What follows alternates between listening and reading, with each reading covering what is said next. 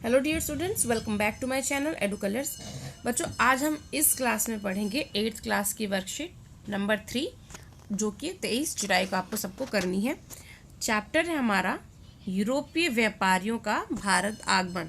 ठीक है, यानी कि यूरोपीय व्यापारियों का भारत में आगमन का मतलब है उनका यहाँ पर आकर व्यापार करना और यहाँ से मुनाफा कमाना। तो चलिए पहले हम अपने कंटेंट को रीड करते हैं। अगर आपको वीडियो अच्छा लगता है बच्चों, तो आगे से अपने फ्रेंड्स में शेयर करिएगा। 1680 के दशक तक इंग्लैंड और यूरोप में छापेदार भारतीय सूती कपड़े की ज़बरदस्त मांग पैदा हो चुकी थी। आकर्षक फूल पत्ती, बारीक रेशे और सस्ती कीमत की वजह से भारतीय कपड़े का एक अलग ही रुतबा था। ठीक है, यानी कि भारतीय जो कपड़े हैं वो इंग्लैंड में ज़्यादा ही फेमस।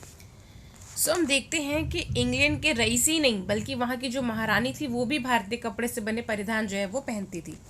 दुनिया के बाजार पर भारतीय कपड़े का दबदबा 18 सेंचुरी के आखिर तक बना। डच, फ्रेंच व अन्य यूरोपीय व्यापारी कंपनियों ने इस व्यापार से बेहिसाब मुनाफा कमाया। ठीक है, मतलब क्या है, जैसे इंडिया में कच्चा माल है, इस कच्चे माल को ये लेके गए अपने देश में। ठीक है, वहाँ पर कपड़े बनाए और उन्हीं कपड़ों को भारतीय बाजारों में ऊंचे दामों पर बेचा। तो इससे उन्होंने क्या कमाया? मुनाफा कमाया। ठीक है, बहुत सारे व्यापारियों ने। क्या आप बता सकते हैं कि मुनाफा किस प्रकार था? अभी मैंने आपको बताया। ठीक है, कच्चा माल ले जाते थे, शर्ट या कपड़ा बना के उसको ऊंचे दामों पर भारतीय बाजारों पर बेचते थे। अब देखिए, आपने आपकी जो सिविक्स की बुक है उसमें एक चैप्टर है। ठीक है, चैप्टर नंबर 8, बाजार में एक कमीज़। ठीक है, ये एक अच्छा चैप्टर है जिसमें आपको किस तरीके से एक कपास की खेती होती है, फिर उसको जो वहाँ के कृषक हैं उनसे लिया जाता है, किस तरीके से एक कपास एक कमीज़ बनने की जो प्रक्रिया है वो इस चैप्टर में बहुत अच्छी तरीके से समझाई गई है। अब यहाँ पर आप ये कमीज़ देख सकते हैं। अब मैं आपको इसकी प्रक्रिया समझाती हूँ, कैसे एक जो कपास होता है उससे कपड़ा बनता है, और वो कपड़ा अगर बाज़ार में जा रहा है, कमीज़ बन रहा है, तो उसको कौन कौन खरीदता है, कौन कौन मुनाफा कमाता है, किसका क्या योगदान है। देखिए, मान लीजिए अमेरिका में एक अब कमीज़ लेके गए। ठीक है, यहाँ से उन्होंने एक कमीज़ खरीदी और वो लेके गए। उस कमीज़ को वो कितने $26 या 1200 में बेच रहे हैं। कैसे? हम यहाँ पर एक फिल इन द ब्लैंक्स से उसके ज़रिए जानेंगे और इसकी सहायता लेंगे इन फिल इन द ब्लैंक्स को फिल करने में। संयुक्त राज्य अमेरिका के कमीज़ों के एक व्यवसायी ने दिल्ली के वस्त्र निर्यातक से कमीज़ कितने रुपए में खरीदी? देखिए, 200 रुपये में। ठीक है, तो पहले फिल इन द ब्लैंक्स में क्या आएगा? 200 रुपये में कमीज़ खरीदी। फिर उसने क्या किया, उसके ऊपर विज्ञापन वगैरह पे उसने कितने पैसे खर्च किए? 300 रुपये। कितने हो गए? 500 रुपये। ठीक है, फिर उसने इस कमीज़ को रख रखाव में और उसके स्टोर में रखने के लिए, पैकेजिंग करने के लिए 100 रुपये और लगा लो, तो टोटल उसको कमीज़ कितने की पड़ी? 600 रुपये की। ठीक है, लेकिन वो बेच कितने का रहा है? 1200 रुपये में। इसका मतलब क्या हुआ? इसका मतलब ये हुआ कि यूएसए के व्यापारी को 600 रुपये की कमीज़ पड़ी, बेच वो 1200 में रहा है। इसका मतलब उसे 600 रुपये का मुनाफा हुआ। यानी एक शर्ट पे वो 600 रुपये कमा रहा है। ऐसी वो कितनी शर्ट ले गया होगा, और कितनी शर्ट पे वो 600 रुपये के हिसाब से आप सोच लीजिए कितने लाखों करोड़ों रुपए वो कमाते हैं। तो भारतीय कपड़ा है, अच्छी क्वालिटी का है, उसको ले जाके बेचते हैं ऊंचे दामों पर, एक अपना लोगो लगा देते हैं, और वो लोग फिर खरीदते भी हैं क्योंकि उनको पैकेजिंग दिखती है, उसमें प्रेस किया हुआ दिखता है, अच्छा कलर होता है, विज्ञापन होता है, तो इस वजह से लोग उसकी तरफ अट्रैक्ट होते हैं और ख़रीद लेते हैं।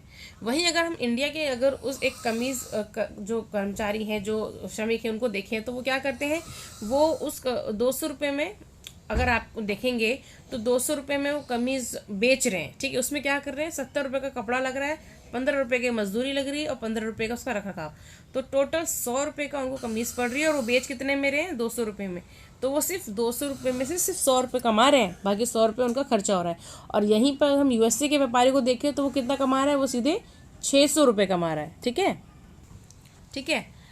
पहला क्वेश्चन है हमारा, वस्त्र निर्यातक को प्रति कमीज पर मिलने वाले लाभ की गणना कीजिए। यानी कि वस्त्र निर्यातक, ठीक है, जो वस्त्र निर्यातक कौन है? निर्यात कौन कर रहा है? इंडिया निर्यात कर रहा है ना। यहाँ का जो एक आम कृषक है वो निर्यात कर रहा है, तो उसे कितना मुनाफा मिल रहा है? सिर्फ 100 रुपये का, क्योंकि 200 रुपये की कमीज़ है उसके पास, वो बेच रहा है। 100 रुपये उसका रख रखाव और कपड़े का सारा मिला लीजिए, और 200 में से 100 गए तो बचा 100, तो उससे सिर्फ कितने रुपए मिल रहे हैं?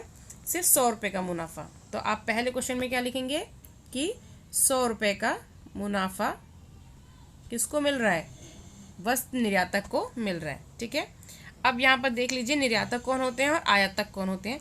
निर्यातक होते हैं जो दूसरे देशों में सामान बेच रहे हैं, जैसे भारतीय व्यापारी। ठीक है, और आयातक हो गए जो खरीद रहे हैं, जैसे यूएसए हमसे खरीद रहा है। ठीक है, और ऊंचे दामों पर अपने ही देश में बेच रहा है। उसके बाद यहाँ पर देखिए अगला क्वेश्चन है, 18वीं सेंचुरी के आखिर तक सूती कपड़ों के व्यापार में भारत तथा इंग्लैंड से आयातक और निर्यातक कौन है। तो आप देखेंगे आयातक कौन है, आयातक है इंग्लैंड, और निर्यातक कौन है, निर्यातक है भारत। फिर से सुन लीजिए, आयातक है इंग्लैंड जो खरीद रहा है, निर्यातक है भारत जो बेच रहा है। क्योंकि भारत जो है वो सूती वस्त्रों के मामलों में आत्मनिर्भर है। भारत को सूती वस्त्र के लिए किसी दूसरे देश से कपड़ा नहीं मंगवाना पड़ता, बल्कि भारत खुद बेचता है, बाहर भेजता है। ठीक है, जो भेज रहा है वो क्या है, वो हो गया निर्यातक। तो भारत निर्यातक, इंग्लैंड आयातक। ठीक है, अब हमारा अगला क्वेश्चन है, हमारा तीसरा क्वेश्चन है, 18वीं सदी के आखिर तक इंग्लैंड और यूरोप में भारतीय सूती कपड़े की ज़बरदस्त मांग के क्या कारण थे। तो इसका उत्तर आप बच्चों यहाँ से लिखेंगे। ठीक है, यहाँ से लेकर यहाँ तक। ठीक है, ये हो गया हमारे तीसरे क्वेश्चन का आंसर। क्लियर है बच्चों। तो बच्चों यहाँ पर हमारी जो वर्कशीट है, तीनों क्वेश्चन हमारे कंप्लीट होते हैं। आई होप आपको ये वर्कशीट अच्छी लगी होगी, समझ में आई होगी। अगर आपको ये वर्कशीट अच्छी लगी है तो इसे अपने फ्रेंड्स में शेयर करें, मेरे चैनल एडुकलर्स को सब्सक्राइब करें। वीडियो देखने के लिए थैंक यू सो मच।